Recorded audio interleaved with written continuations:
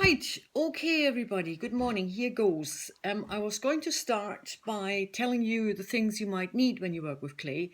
You don't need all the stuff all the time or all at once, but it's good to have. So, as you haven't got any modeling tools, you can use a pencil, a teaspoon, blunt knife, big wooden spoon, and if you have a skewer. So, these are kind of basic tools. You need a bit of water and a little sponge. And if you have a little mat where you can work on, so you don't get stuck to the table with your clay, because if you work with damp clay on a surface like plastic or something, it sort of sucks itself to the surface and you get stuck, which isn't very good. Right, and I thought I'll tell you first about the do's and don'ts about working with clay. That's a bit dull because I'm actually not going to show you how to make things, but I will tell you important rules which make it more possible for you to make things which will survive the firing. So, what I don't want you to do is bring back a lump of clay like this and say, I've made a dice. So there you go, you dicey-fired and you're very happy with it and you want me to put it in my kiln. But a solid lump of clay like this, I can't actually fire. It has to be hollow, because if I put this in my firing and the firing temperature goes up to 1130, the clay won't be able to stand the tension because it's so much material and it'll crack. So if you want to make something in this shape, you'll either have to wait till I show you another method for doing that, or you have to take your lump of clay and hollow it out. So you can use your spoon and you basically have to make a big hole in it like that. Make it even bigger if you can, because you really don't want something as solid like this. For one thing, it's going to take weeks to dry out solid lump. I mean, if that were solid lump like that. So that's much better. So that's one of the things you have to watch out for if you make stuff.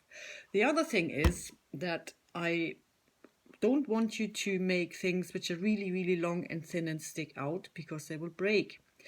You have to know that when you bring the things back in my little shed, I will collect them, put them in my pottery. So I have to move them.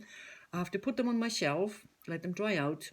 Then I have to pick them up, put them in my kiln and fire them, take them out of the kiln, glaze them, decorate them, and then put them back in the kiln. So there's quite a lot of handling. The clay needs to be shifted around quite a lot before it's actually finished. So there's a lot of opportunity for stuff to break off. So what I don't want you to do is give me a mouse, for example, with a tail sticking out like that. Can you see that? That's really long and thin.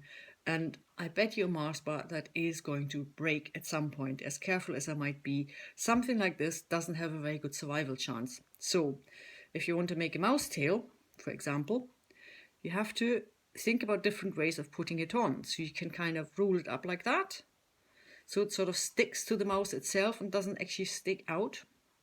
That's quite important. So if you make anything with prickles or horns or tails or sticky outy bits, think about how you can secure them so they don't sort of stick out all by themselves and then they're very vulnerable.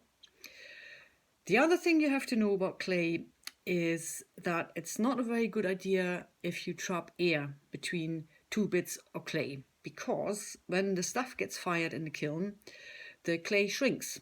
It's what it does. And the air, which might be trapped in the clay, expands, because that's what air does. So it's actually going to blow up your piece. And I'm not kidding, it actually does blow up. So if you have two bits of clay, like that, and for some reason you want to attach them to each other, you have to watch out that the end bits don't look anything like this, because if you put these two together like that, you've got an enclosed air bubble in there. And this is going to blow your bit apart in the firing. So either, if you need to have air in there because you want it to be hollow because it's too fat, you poke a hole in it so that the air will have somewhere to get out when it's expanding. Or you just have to make sure that you don't trap any air in the first place. And you can do that by making the end bits you're going to stick together convex instead of concave. So you have two bits like this. They sort of stick out, they have a little curve, and when you put them together, then there is no air trapped in between. However, another bit about working with clay. If you stick two bits of clay together, you can't actually do that because these are going to come apart in the firing as well. The clay needs to be made into one piece. You have to have two pieces of clay and you have to make them into one. And that you can do by using glue. And the glue is slip. That is basically just clay with water. So you can do that yourself at home in a wee jug. You just have to break up bits of clay and mash them about till they look sort of like that. It's not very appetizing, but it's very useful stuff. And you need it when you want to put bits of clay together. So if you want to stick two bits of clay together, you have this slip, this mushy stuff, which is just clay with water. And you put it on one surface. Can you see that? Like that. And then you stick them together. And the stuff which sort of comes out over the side, you can just take off with your finger. And then you mush it together. And voila, you have one bit of clay and it's not going to come apart in the firing. So these are all the things you have to know. If you follow these rules, chances are that your stuff is going to be superb and will survive the firing. Another thing you have to think of, and that is also quite important, when you make a piece and you bring it back, put your initials on it. You have to mark it as your own because things change quite a lot in the firing and you might actually not recognize them. So if you bring me back a lump of clay and, for example, you say that's a pancake or whatever, to recognize that it is your pancake, you put your initials on the bottom. And in my case, this would be BD because I'm Bärbel-Dister.